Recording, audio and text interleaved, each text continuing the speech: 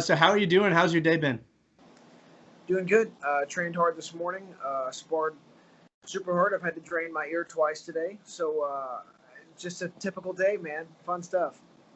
I want to talk a little bit about the pandemic. I mean, we can't go through this without talking about how the world is pretty much in shambles right now. But Right. how has your training been? How has your life been throughout the entire pandemic? So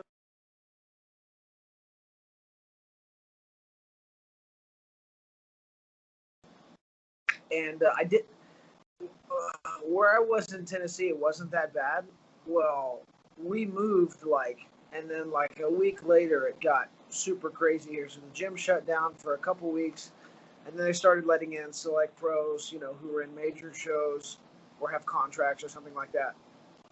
So as far as like living, it's really weird. Everybody's masked up here. You got to wait in lines. There's capacities in like grocery stores and stuff. We're in Broward County, which is like the third worst place to be in America as far as the pandemic goes. But it hasn't affected training.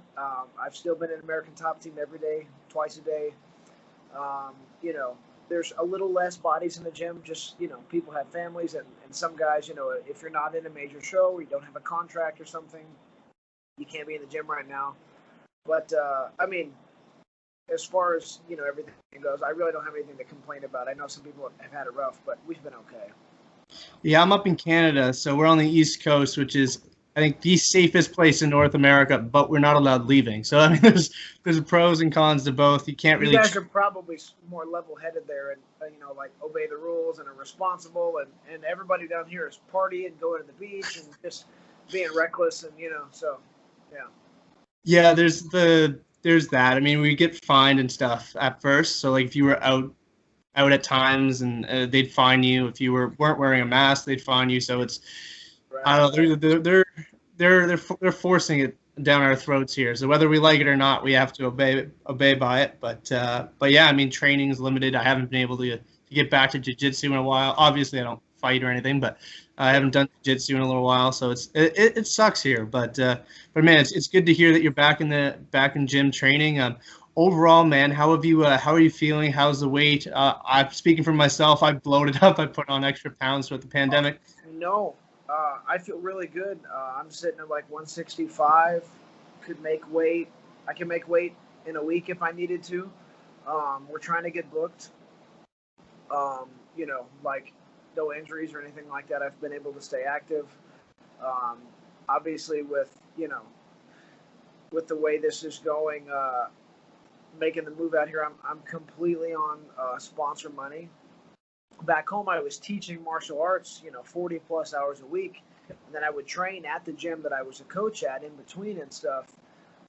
So I could kind of make as much money as I wanted to. If I needed to do extra lessons or we wanted to put together some kind of an event or a seminar, we could do that.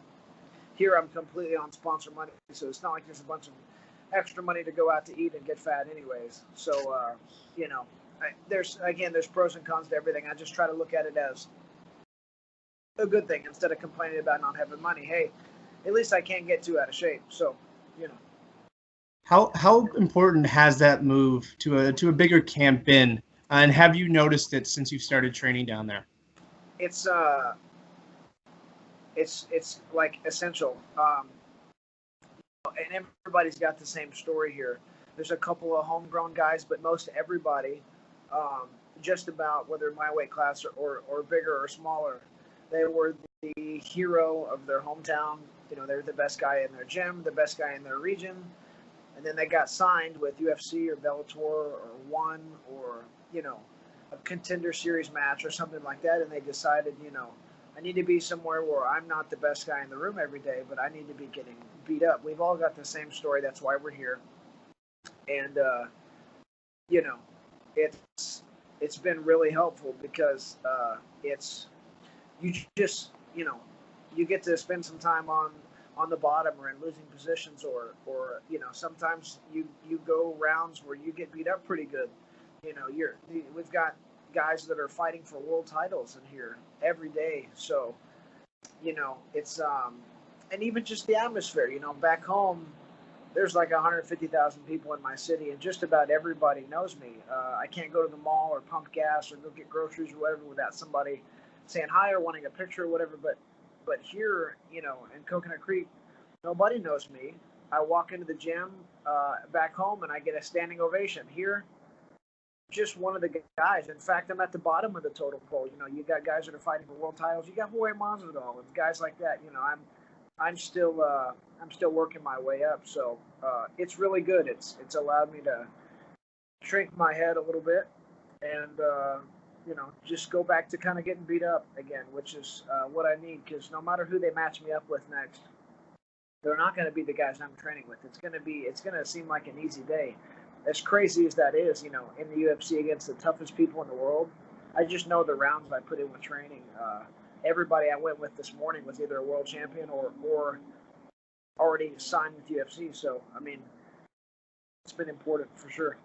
Yeah, I spoke with Odie Delaney, who had a very similar sort of observation. He was like, I got down here and started training with Andre and Greg Hardy, and I was like, oh my God, I'm getting my ass handed to me day in, day out.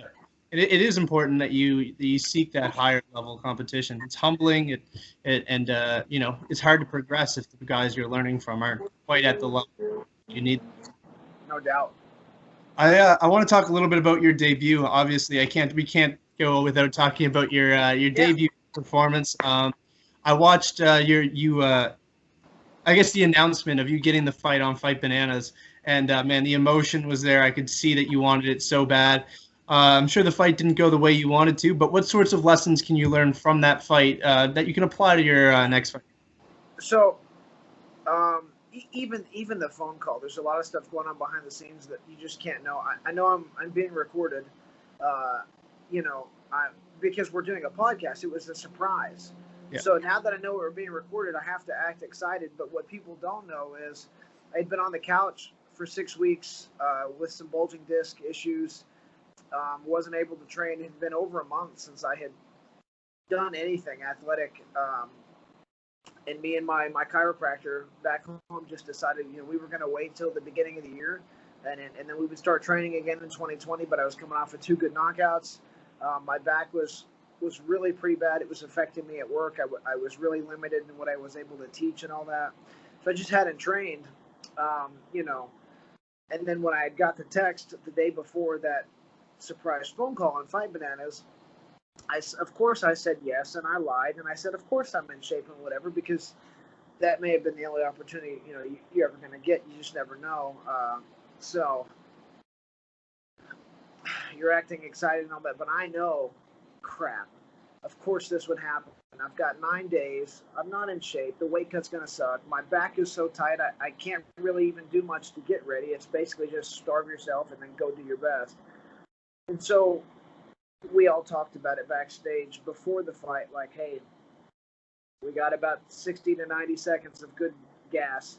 We're going to go give it our best. And then after that, I had known, because I had, been training the couple days I had leading up to that, and I was getting so tired so fast because I hadn't done anything. And so I wish I would have been able to make it to the 3rd round. We almost did. I'm happy with what I did on short notice. I escaped 7 submissions. I took 140 shots, and I was really exhausted. There were several moments in there where I just thought, I'm going to quit moving and just lay here and just let it be over. But I thought, no, he's going to get tired in a second, and I'm going to get up. And, I know anybody in my division, I just have to touch them one time and I can put them to sleep.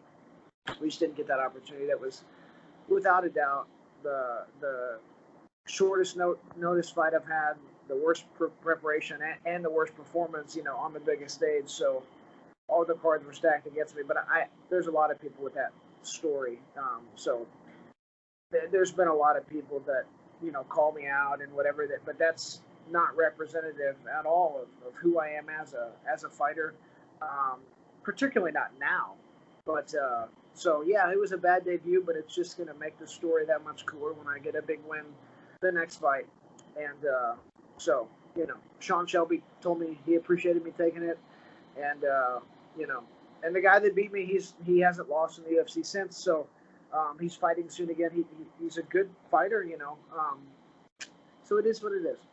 Is it a little bittersweet seeing his success? Obviously, he's done, like you said, he's undefeated in the UFC. He's doing well. Or is it like motivating to be like, look, I lost to a guy who's actually doing really, really well, and given everything that's going on, it's a little bit reassuring knowing that he's doing well. Right. Nobody wants to lose to the guy that then turn around and can't win. You don't want to be the only person that guy can beat. His last fight, he fought up in weight, took a fight out of his weight class against a big, strong guy that really comes and pushes the pace. And, he looked good. It was a tough fight. He got the win. And I forget who he's fighting next. I've been trying to follow him. We've been, friendly with each other. But Kyle Nelson. Kyle Nelson. Right. Yeah. It's good to see him doing well. I hope he keeps doing well. And maybe with a full camp, let me get a couple wins. We can run that one back. He was ranked number 1 in Florida, and I was ranked number 2, and it was that way for a long time in the pros. Somehow we had just never fought each other. So, I'm happy to see him doing well. As for what's next for you, is there a timeline? Do you have any knacking injuries from the fight? Are you good to go? And if so, what sort of timeline are you looking at? I had, after the fight, I had a mandatory 6 weeks. I had some, orbital and nose and, some fractures in my face. It took a little over a month. The UFC called me with an offer, 2 weeks after my fight, to fight, what's his tall guy, Sean Woodson. And I was like, man, I can't even spar for another month, according to the doctor. Now, I would have said yes, but I wanted to just give myself a fair shot and have, at least a month to train or whatever. So I was like, no, the doctor says I can't. So, we had a legitimate medical excuse. I've tried to get that match since, just because I liked it and they had already pushed for it. Usually the UFC, if they try to match you with somebody and you can't do it, they're going to keep trying to match you with that person. So I really wanted the Nate Landwehr fight, really, really bad. I just saw today that he's booked for later in September. So, I know we pushed for it. I know my management asked the UFC, and I know the UFC reached out to his management and they turned it down for whatever reason. But I told my manager last week I'm ready to go. Anytime in September, 3 weeks, 4 weeks, 5 weeks, it doesn't matter. My friend Brock Weaver has a fight, I think the 12th, against Frank Camacho. I'd like to get on that card with him. We have the same manager. We train together. We're good buddies. It would make sense for us to travel together and have fight week together. So, I could have a phone call in a day or two saying, hey, you got a month, get ready. So, I'm just training twice a day like I have a fight coming up and keeping my weight in that low 160s range. And, hopefully soon, though, because I need money. I'm making just enough in sponsors to pay the rent, and then in between training sessions, delivering for Uber and stuff like that. So I'm just ready to get paid so I can relax a little bit, Yeah, absolutely. One thing I noticed about your career, I may be wrong when I say this, but you've competed primarily in the United States. Fight Island has been pretty much the only thing people talk about for a month there when there was no fights. Is that something that you'd be open to, traveling abroad for a fight, or because of the way your debut went, are you looking to fight more locally? No, it doesn't matter to me. I mean, it wouldn't have mattered where the debut was. It was in D.C. It was really cool. I soaked it up, went and saw all the sites beforehand. I'm not a guy that gets nervous or nothing bothers me or whatever. I mean, heck, I was living in Tennessee, and I fought in my amateur career. I was fighting Tennessee, Kentucky, Mississippi, Alabama, Indiana, and then in my pro career, I fought Tennessee, Kentucky, Florida, Georgia, and most of my fights, at least before cracking into the UFC, were in Florida and Georgia. So I don't need to stay home or feel comfortable or whatever. There's only two options right now. You got Vegas and you got Fight Island. That's pretty much all they're doing. You're either fighting at the Apex or you're fighting on the island. So either one of those would be fine. It doesn't matter to me. If it's Fight Island, that would be cool to see Abu Dhabi. I couldn't, if it was in Vegas, that's me and my wife's favorite place. We got married there. We celebrated our 1-year anniversary there. So right after the fight, I would fly her in and we'd spend a couple days there. So that would be ideal. But if Fight Island is what they have for me, then that's fine too. It doesn't matter. How do you feel the empty arena would affect you? I mean, you're seeing a lot of guys talking about it, specifically Anthony Smith, who, hearing his corner the entire time, I feel like played a factor into his performance. But how do you feel like, as someone who's competed like with an audience, how do you feel like how do you think it would impact your performance having to hear the cornermen of both teams and no fans as well as the commentary? Right.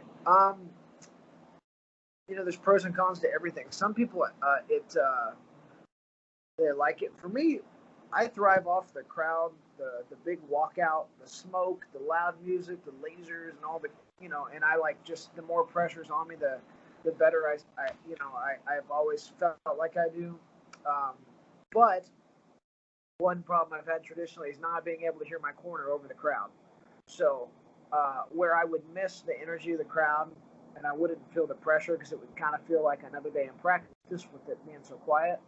I would like the idea of, because the guy that would be in my corner would be Steve Bruno from American Top Team. And when he's coaching me, everything he says, I just do it instantly and it works perfect. And he has a loud voice that I can pick out through a crowd because he's coaching me and sparring every day.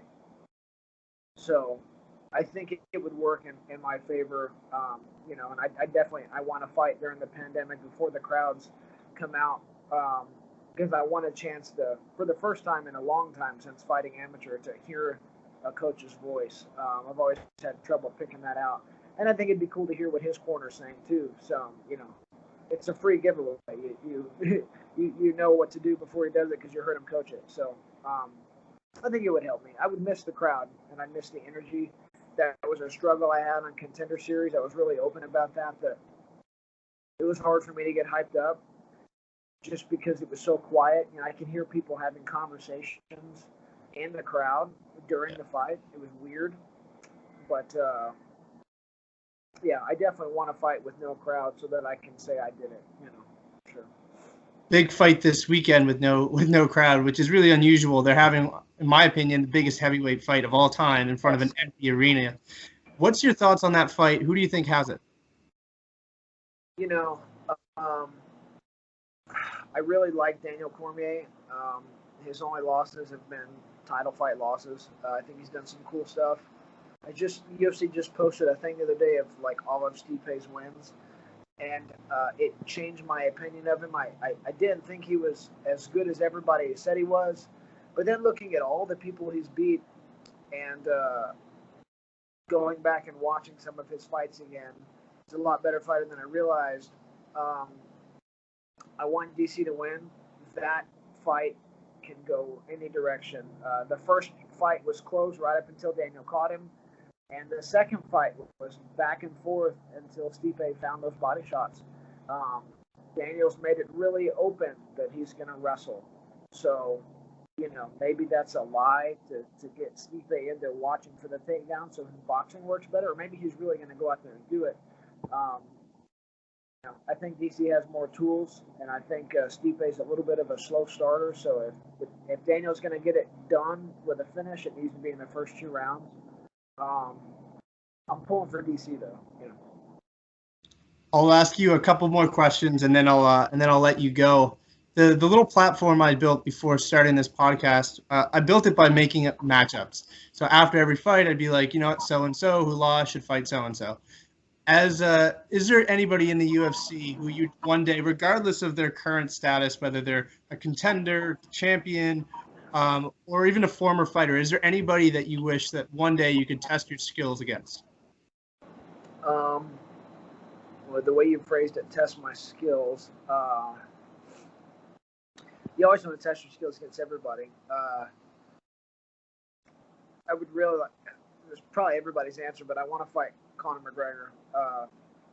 If you just Google Jacob Kilburn and Conor McGregor, you'll find like 4 different articles throughout the years. And when I was fighting regionally as a pro, where I would call them out on the microphone, or if someone did an article, I would do. And it's obviously just to get my name and get some buzz. But at the same time, like as a person, ethically, he's not the. I got kids in my gym that look up to him, and it frustrates me because he's a knucklehead and he just does really stupid things. And I would, hitting old guys, man. It's so I'd like to fight Conor, but also because we have really similar like backgrounds and stances, and he has that kind of wider, more linear karate stance, and he fades away and pulls back and then throws the two, and I like to do that stuff too, and I just feel like I would be able to play his style with him, and I think people break a little bit too before, and he wouldn't break me, so Conor McGregor would be the guy, if I could fight anybody. So I like that point that you made, or like there's kids that really look up to him. It's almost bad that negative attention in the UFC becomes good attention, right? Like guys like Mike Perry, they're out there starting fights with random people, but they're getting noticed. And if you get noticed, you get bigger paydays. The UFC is more likely to sign you. How do you what's the message for kids or people up and coming? How do you tell them hey, look, stay grounded, be yourself, don't let any of that get to you. So what would your message to them be? Well, it is tough. And, I would just say that get there with your hard work, because at the end of the day, when you're alone in the quiet of your room, or early morning shower or whatever, you know how you got to where you're at and why. Um, and some people can say it's because I put in some really good work and I beat some good guys and all that. And some guys can say it was because I had a rainbow afro or whatever, and I said a bunch of mean things on Twitter, and threw drinks on or whatever. Let your skills do all the and you can have fun and say silly things on a microphone and all that, but let it be no doubt, for you, your coaches, your family, your fans, and any of your haters, that whether people like you or don't like you, let them all agree on the fact that, well, he's where he's at because of the work he's done and his skills.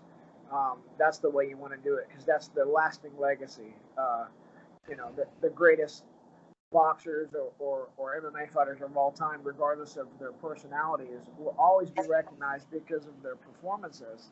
Yeah. So just let your work, be what gets you there. And even if throwing a dolly through a bus might get more pay-per-view buys, don't do it. One last question, and then I'll let you get out of here. But for people who have only watched your debut UFC fight, who maybe haven't seen your fights before that, what would be the message to them? What is your fighting style, and which fight would you point them at and be like, that's the fight that best describes me as a fighter? Any other fight than that one? It's kind of been no secret in the past. My debut pro fight was a one-punch walk-away knockout. My next one was a guillotine choke finish. My next one was an armbar finish. And my next one, the guy took me down and held me down the whole time, so I stepped up to lightweight and fought him. After that, I came back and we had a really exciting fight. Ended up rematching the guy, winning back-to-back. I had a contender fight. He held me down the whole time and caught me into one choke that he's good at. And then we came back and we had a bunch of knockouts, but I'm always a finisher unless the guy is able to out-position me. I'm fixing those holes every day with really high-level guys, so that's no longer, in the past, it's just been the route to beat Jacob is to get him down and out-position him for a while until he gives you a choke. Look at my record. I've either lost by a close decision or I lost by a choke later in the fight. But you watch any of my other fights, and I'm knocking people out dead. So, if that's the only fight you've seen, I get it. You're going to write me off. I'm going to be an underdog. I will just change your mind with my future performances. But we can look in the past. I've fought glory veterans. I've fought tough guys, and in different parts of the country, and I've beat them impressively. And so that wasn't really that representative of who I am as a fighter. But the best thing I can do is just go get a win the next fight and show people. So I assure you, I'm working as hard as I can and doing everything I can to make sure that what happened last time doesn't happen again. Even if it's a 9-day notice fight, it won't look like that. So. All right, man. I appreciate you taking the time. Looking forward to your next one. Whatever you do, man, stay safe. I know Florida's crazy right now with cases. Right. So stay safe, man, and hopefully we get to see you sooner rather than later. Yes, sir. All right, man. All the best. Thanks, bro.